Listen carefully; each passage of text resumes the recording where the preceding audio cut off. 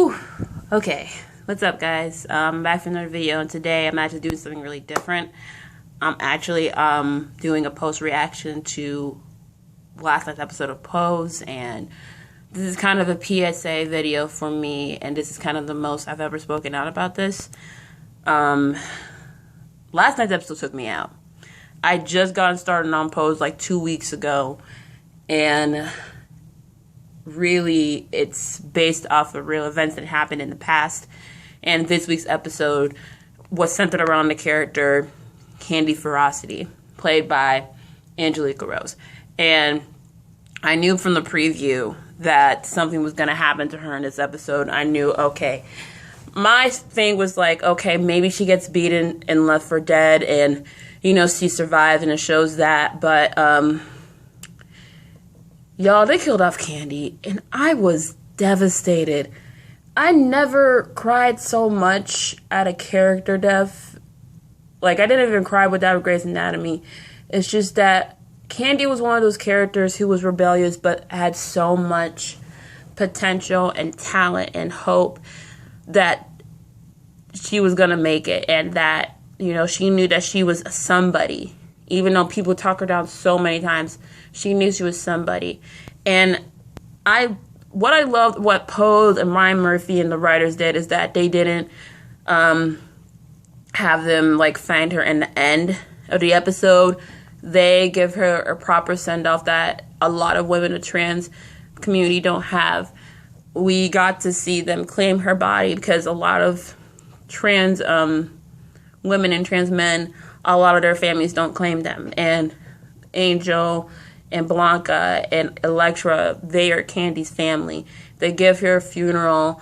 You know, the funeral guy, he embalmed the body free of charge, and they had her looking like a church auntie in that casket. My goodness. They're the real ones right there. They made sure she looked right and beautiful as she is going to that casting. And we saw Candy in spirit have moments with all of our characters. With Pray Tell, we see how he was actually jealous of her because she was open with who she was, and he was always in a suit, hiding who he is from the world whenever he's out there. Because with trans men, with gay men, they never really have that freedom to be themselves when in open spaces. And Billy Porter, he actually spoke on this in an article recapping the episode, and how basically he called out the black spaces from excluding a lot of gay and lesbian and trans black people from a lot of the black spaces we made, like the BET Awards and NAACP Awards.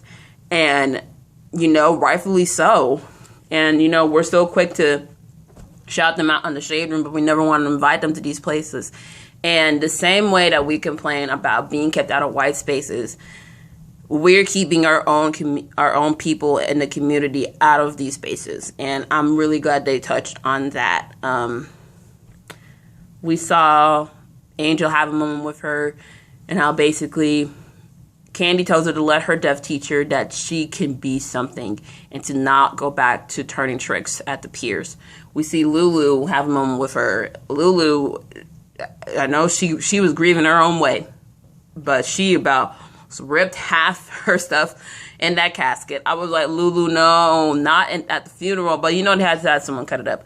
But yes, one of the things that I did not expect was for her parents to show up. Now, at first, I was like, y'all ain't doo-doo because y'all decided to show up for your child when she dies. And the mom was still addressing the pronoun as her as a he. And I'm just like, your child is gone, and you're still having that homophobic rhetoric. And then we see them have their moment with her. We see the mom basically regretting not accepting her child. She didn't know how to raise a child like Candy, but she wished that she had opened her arms up to her. And we saw that the dad saw something different with his daughter and built her that dollhouse when she was a little boy. And it took me out, y'all. The moment with the parents took me out. It had me crying.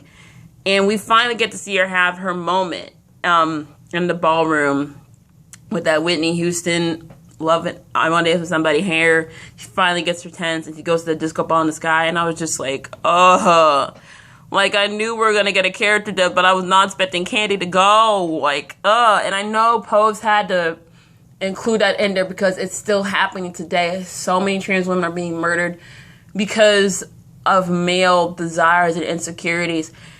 And, oh, man, this had me so heated because I have a bunch of friends who are openly LGBTQ, and the stuff that they went through, it just hurts to know that they are going through so much pain and they're just trying to live their life.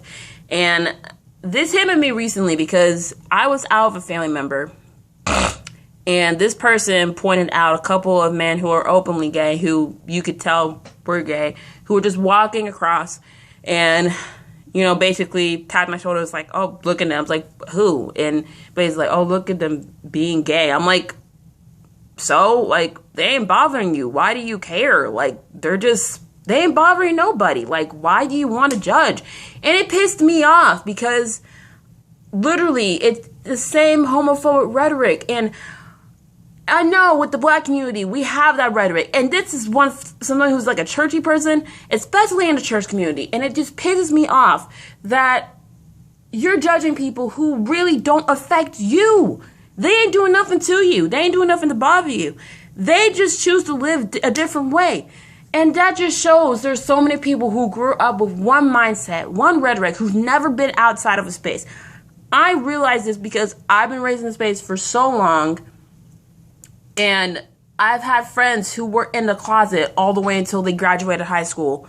And I've had friends who've been kicked out of their house for coming out to their parents. And it's just hurts so much. And the fact that people still out here judging them, I'm like, do you have any freaking idea what they go through? They go through this, and a lot of them have to resort to sex work because society keeps them boxed out. And this episode hit me hard because this is still happening, and a lot of people don't want to speak up about it. But I'm choosing to use the platform I have now, even so little, to actually be a voice for those people and those who have fallen off and fallen into the complete, my goodness, y'all, I'm so sporadic right now. I'm so emotional. I'm trying not to cry. But this is me saying I am an ally with everyone of the LGBTQ plus community. Trans women, you guys are my sister. Trans black women, you guys are my sisters.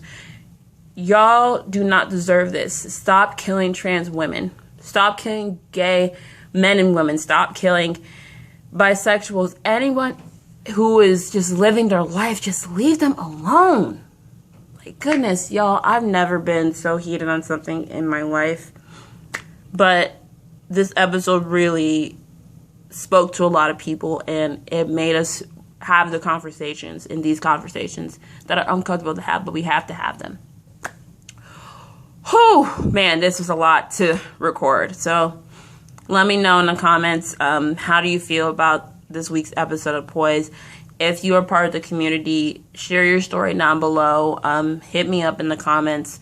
My social media is below there, so if you want to have those conversations in private and DMs and all that, let me know below. If you are dealing with your own personal struggles, do not be afraid. You are not alone. And that's pretty much all I got from here. See you guys later for another video. Bye.